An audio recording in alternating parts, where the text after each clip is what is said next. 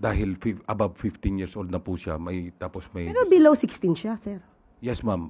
Yun, ni-review na rin po natin, ma'am, na 15 years, upon your birthday at nag-one day na, ma'am, Ay. considered po na above 15. Yun din po ang pinag-ano namin kanina, ma'am.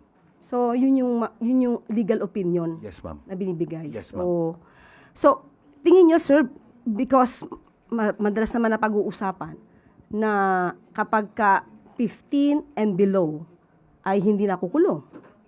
So, most probably, pwedeng yun ang nasa isip nila. Kaya ganun, sabi nyo nga parang walang remorse feelings eh. Pwedeng kayang ganun yung isip na hindi naman ako makukulong eh. Tama po, ma'am. Kaya nga po ang Philippine National Police, ma'am, Philippine National Police po ay in support of lowering yung ating pong threshold ng criminal responsibility po dun sa age po, ma'am. Isa pa po, sir. Katulad halimbawa, di ba nakapasok na sila sa school? So kahit may mga pulis tayo sa labas, wala nang jurisdiction yung pulis pag nasa school na yung mga bata. Yes, ma'am. Di ba alam po natin ang mga paaralan ay zones of peace.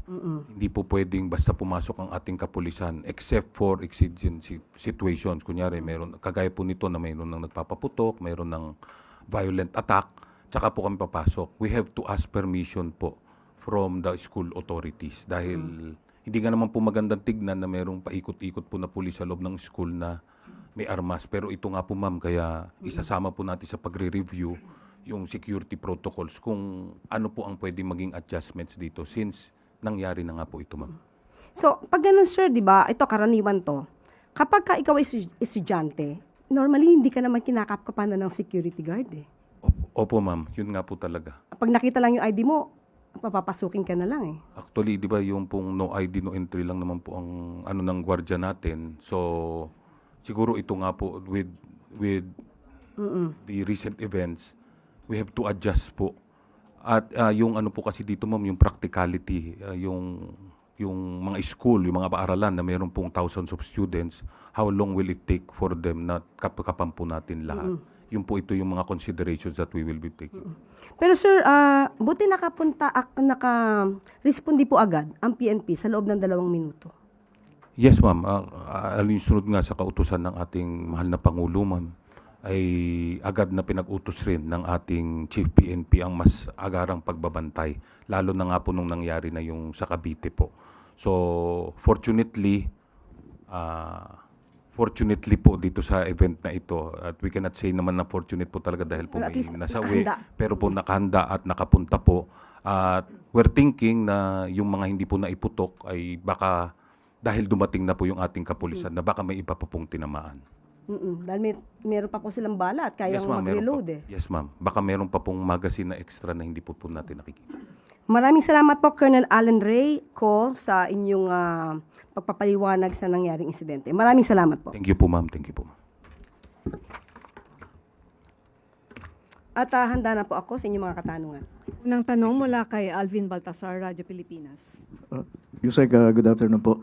Yusek, merong mga mayayamang bansa gaya ng Australia, France, UK, na strict yung kanilang implementation doon sa batas nila na nag-i-impose doon sa paghihigpit sa social media access ng mga minors kasi sa issue ng cyberbullying, mental health.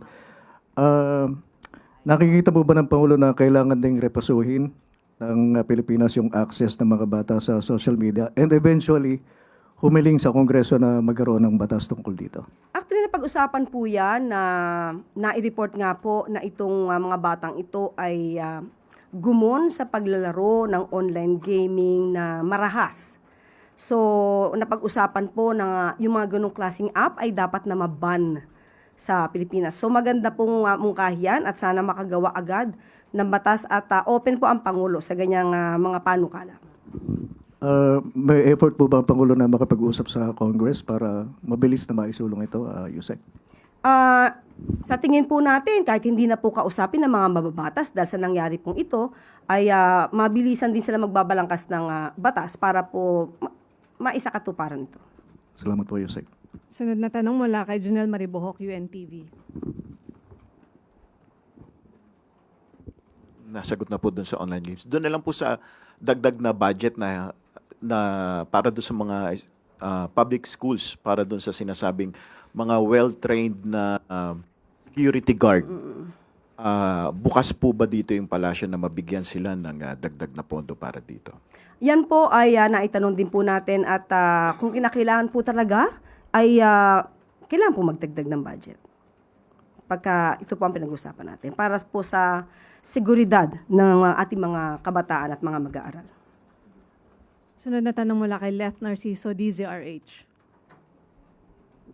Yusek, dahil nga po dun sa Tacloban shooting incident at sa iba pang school-related violence na kinasasangkutan ng mga menor de edad, nabuhay yung debate sa kung dapat bang ibaba yung age of criminal liability.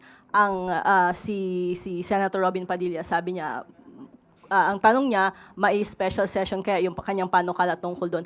Ang Malacanang po ba nakikita yung pangangailangan na amyendahan ang Juvenile Justice and Welfare Act? Depende po yan kasi kung ano po makikita na version ng Pangulo at kung ito naman ay magiging mas makakabuti sa ating mga kabataan at sa pagpapatupad ng ating batas ay sasang-ayunan naman po ng Pangulo yan.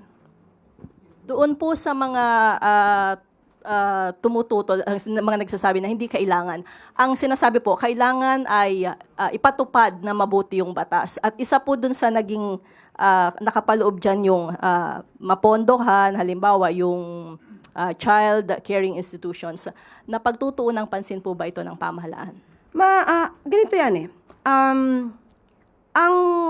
Itong batas po natin ngayon, hindi naman ibig sabihin na pag ikaw ay 15 and below, definitely, wala kang criminal liability, pero may mga interventions na gagawin para ikaw ay yung attitude, behavior mo ay makorek.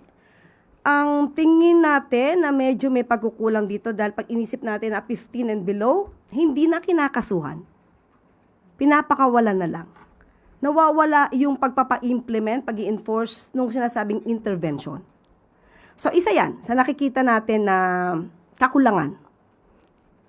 Pero nakikita rin po natin ang nasa isipan ng mga miyembro ng PNP na ang mga kabataan po ngayon ay mulat na kung ikukumpara noon. Nakikita po natin na pag sinabi natin ay hindi ka naman makakasuhan, mas malakas yung loob nila na gumawa ng hindi maganda. So, ito naman po ay hindi lang sa gobyerno dapat manggaling, kundi pati sa mga magulang, sa mga guardian, sa mga guro, kung paano natin din ihuhubog ang ating mga kabataan. Lalong-lalo na ngayon na talagang medyo mararahas yung napapanood natin sa social media. So, tulong-tulong po talaga lahat para mas agapayan natin ang mga kabataan. Doon po sa binanggit ng PNP kanina na tinitingnan nila yung 12 years old, ano po ang posisyon ng Malacanang doon? Sa ngayon, walang posisyon ng Pangulo kung anong edad. Pero kung ang sinuggest nila ay 12 years old, ito ay reasonabling edad.